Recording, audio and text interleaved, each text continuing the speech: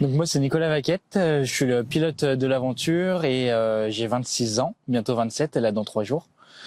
Et je suis photographe vidéaste. Donc moi c'est Marie, donc j'ai 27 ans, je suis conseillère en économie sociale et familiale. Je suis copilote pour l'aventure, j'aurai en charge le roadbook. C'est le défi, l'aventure et puis le côté humanitaire, d'apporter les fournitures scolaires pour les enfants. On fait aussi un don financier pour permettre la construction d'écoles. Ouais, c'est ça qui nous motive le plus. Après, il y a aussi le défi mécanique pour Nicolas, qui aime bien la mécanique. Alors, il y avait plusieurs histoires. On ne devait pas partir avec celle-ci de base. On avait pris une fourgonnette, une F4, pour espérer dormir dedans. On l'a commencé à toute la dépioter, à la démonter entièrement. Puis on s'est rendu compte que le châssis il était mort. Du coup, à 3 mois de l'aventure, c'était pas possible. Du coup, on l'a revendu pour pièces et on a acheté celle-ci à Amberieu-en-Bugey. Elle était quasiment prête à partir, il n'y avait pas grand-chose à faire dessus.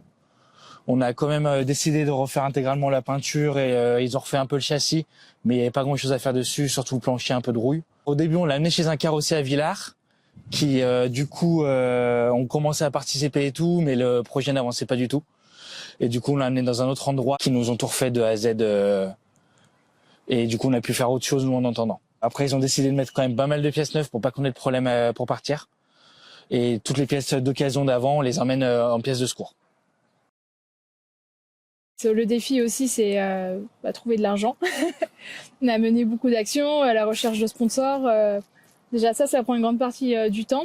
Après, un autre défi, je dirais aussi la communication, parce que c'est pas évident. C'est un métier.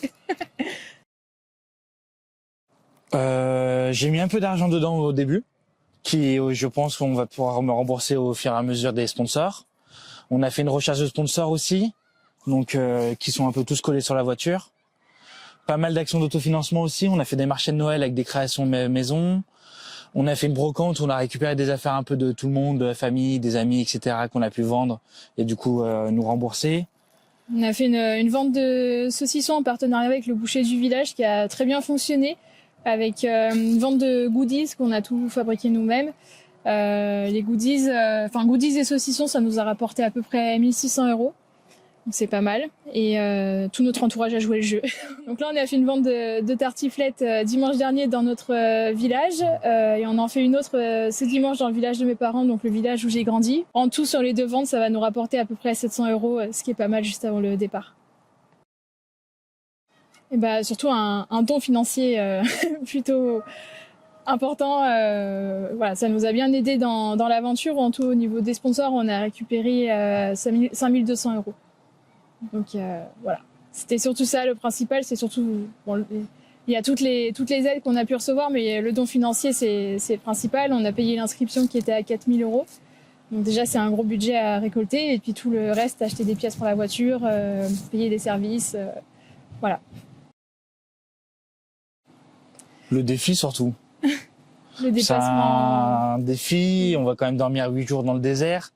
Chose qu'on ne fait pas tous les jours, en bivouac, en tente. On part pas avec non plus une voiture la plus confortable du monde. On peut avoir des galères, on fait quand même 10 000 km en 3 semaines. Donc, C'est le dépassement de soi aussi, voir un peu où sont nos limites dans cette aventure. On met notre confort de côté aussi. Alors, il y a des playlists partagées entre les différents trophistes qui sont déjà préparés. Après, on a aussi nos playlists à nous. Et on a un collègue de travail à mes parents qui a créé une musique sur notre association, donc, qui s'appelle La 4L de Mani. Qui l'a publiée sur YouTube. Donc ça fera partie aussi de notre playlist. Quand on me prend en panne déjà, Ouais. c'est déjà on est plutôt confiant au niveau mécanique sur cette voiture. De passer l'arrivée à Marrakech, c'est le principal. En moins arriver jusqu'au dernier bivouac où c'est là qu'on remet toutes les fournitures et affaires sportives et scolaires aux enfants. Ce serait quand même dommage qu'on arrive pas jusqu'à là, quoi. On verra, il y a d'autres raids qui existent avec des 4L. Il y a le 4 Alpes, il y a aussi un raid où ils partent en Corse. Donc on verra si ça nous intéresse. Enfin, si ça nous intéresse, oui, ça nous intéresse, mais il faudra remobiliser un budget pour ça. Et ça, c'est d'autres causes humanitaires. Ouais, ça peut être pour, par exemple, des associations qui luttent contre les violences faites aux femmes. Voilà, il y a d'autres projets qui pourront arriver. Oh ouais. Oui. On la garde tant qu'on peut. Ce sera notre bébé. C'est une voiture qui va pas nous coûter trop cher en assurance derrière en plus. Donc. Et on va tellement vivre d'aventures avec qu'on ne voudra pas s'en séparer.